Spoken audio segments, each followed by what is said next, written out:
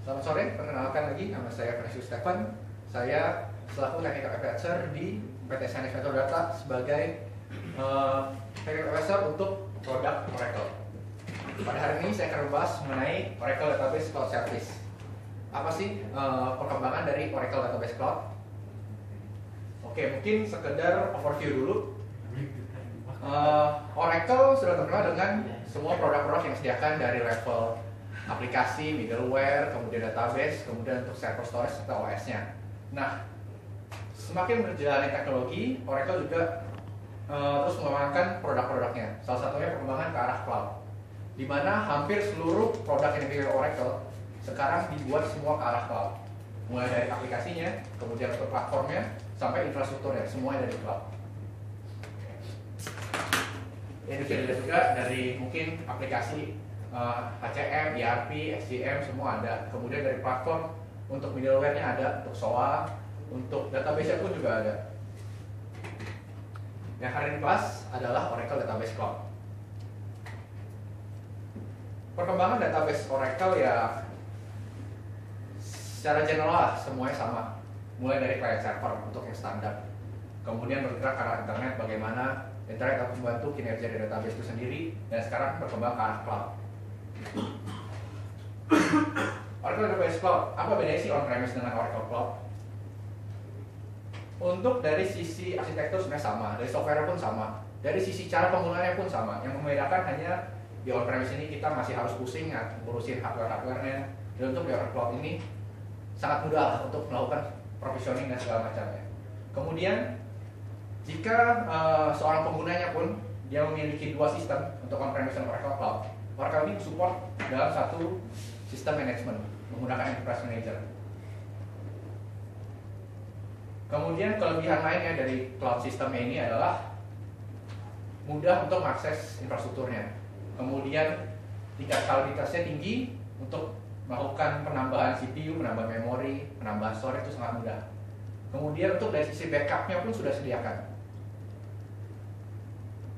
Ini untuk service yang disediakan oleh Oracle Database Cloud. Untuk database service type-nya dibagi jadi dua, multi-tenant dan dedicated. Dedicated ini seperti database yang biasa, satu resource khusus untuk satu database.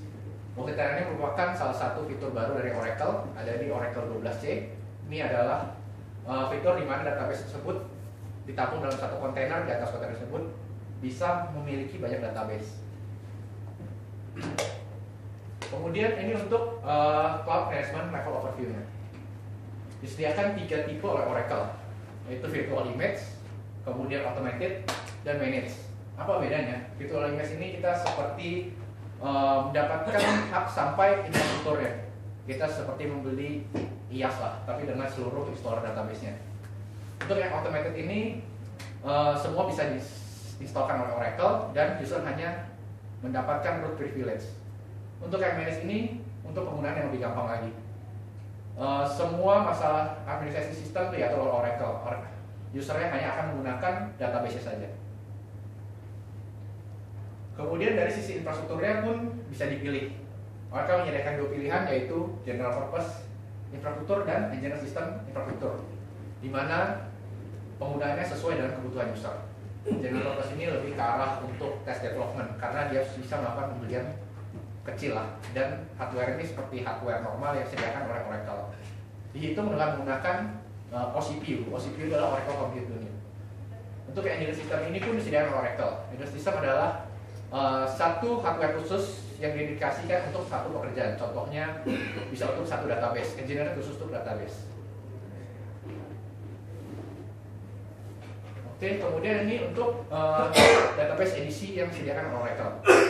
Dibagi menjadi 4, dari Standard Edition, kemudian ada Enterprise Edition, kemudian ada Enterprise Edition High Performance, dan Enterprise Edition Extreme Performance.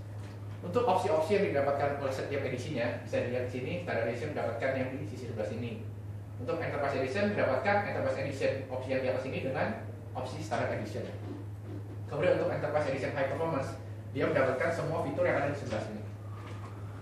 Dan untuk Enterprise Edition Extreme Performance, dia dapat seluruh fitur yang ada di sini. Dan ini tidak bisa dibeli satu-satu. Jika kebutuhan user ada di sisi untuk menggunakan data guard atau menggunakan multi-tenant, maka user harus membeli untuk yang Enterprise Edition High Performance. Begitu pula dengan ketika kebutuhan mencapai untuk RAC, harus membeli yang Extreme Performance. Oke, ini untuk subscription type-nya untuk Oracle Database Cloud. Dibagi menjadi dua, unmetered dan metered.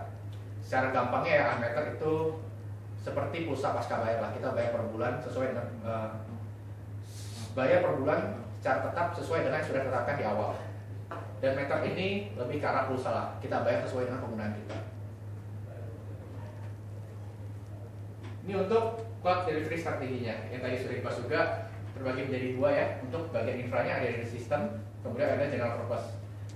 Ditujukan general purpose ini untuk test, development, departmental aplikasi untuk yang membutuhkan resource yang lebih kecil lah, atau membutuhkan performance yang biasa-biasa saja. Kemudian jika dia membutuhkan performance yang lebih, dia bisa menggunakan Azure System.